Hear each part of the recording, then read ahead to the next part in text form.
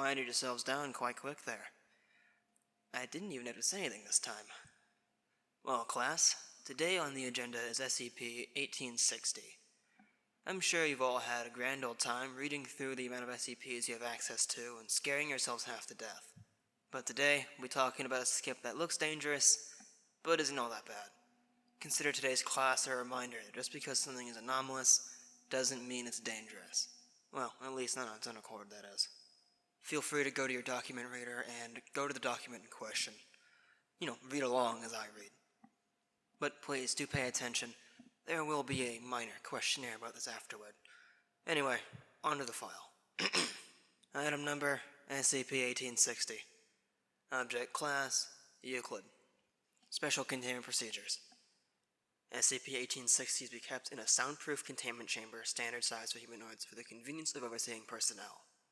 A drainage system is to be incorporated into SCP-1860's containment chamber.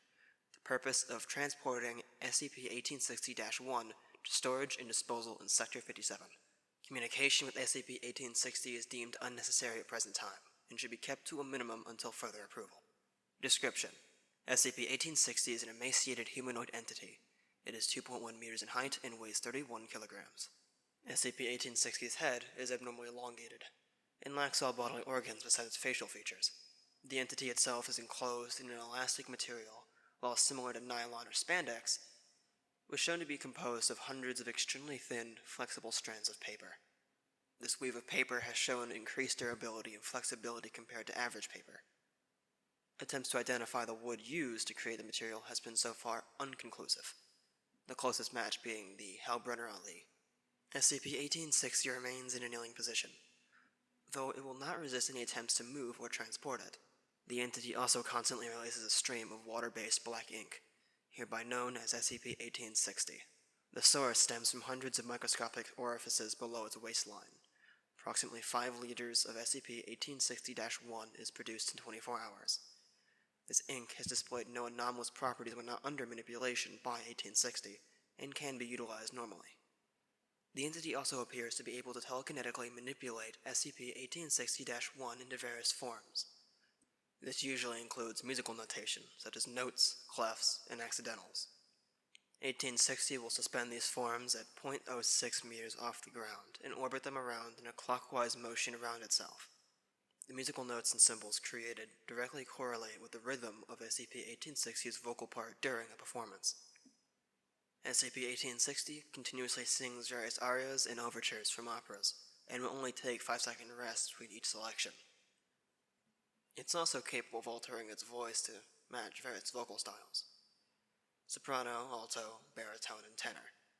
In the case of an overlying harmony and melody, it will sing both roles simultaneously, although subjects will only view it singing the melody. It is also capable of mimicking a female or adolescent voice if called for in the music it is singing. So far, no underlying relationship has been found regarding the selection in music, as all songs are chosen from various countries and eras.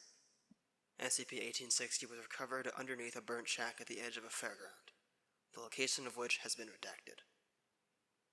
SCP-1860 was found humming quietly, with several minuscule instances of SCP-1860-1.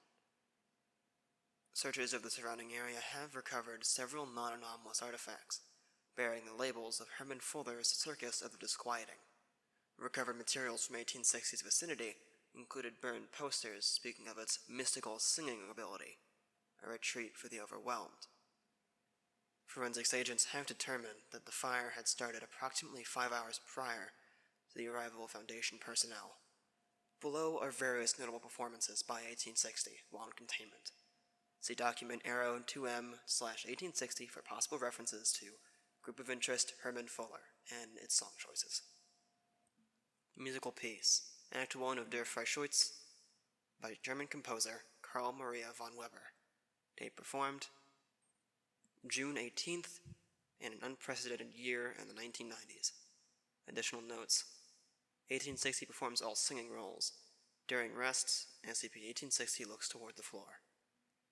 The next piece is I Dreamt I Dwelt in Marble Halls, from The Bohemian Girl, by Michael William Balfe. Date performed July 4th, on an unwritten year in the 1990s. Additional notes: SCP-1860 displays its ability to mimic a female human voice in containment. And finally, musical piece, Nessun Dorma, an aria from the final act of Giacomo's Puccini's Turandot. Date performed, October 25th, 1990s. Additional notes. Dr. Reich applauded shortly, in which SCP-1860 was noted to bow forward in response, despite being isolated in containment. If anyone in class here knows the proper pronunciation of one of those titles or names, apologies. I probably butchered at least some of them. Anyway, back to the file. Incident 1860-A. On August 10th, sometime in the 1990s, a 14-centimeter tear in the material surrounding 1860 appeared. A collective sound of what is assumed to be hundreds of separate human voices was released, reaching 158 decibels. SCP-1860 was then seen to bend over and cover the tear from the view of personnel, and repaired it in approximately 8 seconds. 2 personnel suffered hearing loss, bringing about the addition of sound-canceling material into SCP-1860's containment chamber. SCP-1860 itself was recorded to have stated, "I apologize for that. Serves me right, making my only listeners deaf." It then began to sing Va Pensiero by Giuseppe Verdi. Addendum 1860-B. Once SCP-1860 was proven to be able to respond to external stimuli, an attempt for further communication was attempted by overseeing researcher Dr. Montalvo. SCP-1860 appeared to ignore all questions, continuing to sing Conservati Fidele, a concert aria produced by Mozart. Upon later inspection, it was found that SCP-1860 had sung altered lyrics from said song. In this document here, there's actually a part that has the altered lyrics. Unfortunately, I'm not a good singer, so instead of making this entire class ears just bleed with my singing voice, I'll just read them out loud. Here we go. Stay and remain faithful. Think how I grieve alone here, and sometimes at the least, remember me, while I, by power of song, talking to my own heart, converse with thee. People came and heard my loving voice was in need. As one of the first, the secrets I've heard, they bleed. One day I'll tell you of my creation and life with the circus, born from the ringmaster his breed. My father so wise, and his friend's upside-down face have learned much more than you think. SCP-1860 has not responded to further questioning from personnel. Incident 1860-C. Sometime in the 2000s, SCP-1860 stopped singing sometime in the morning, continuing to kneel while looking downward. Upon showing no intent to continue singing, a D-Class was ordered to inspect SCP-1860 for any physical changes or development of new properties. Upon entering the containment chamber, SCP-1860 began to sing the main chorus to Don't Forget Me, from the musical television series Smash. 8 liters of SCP-1860-1 was generated during this performance, mainly from 1860's eyes.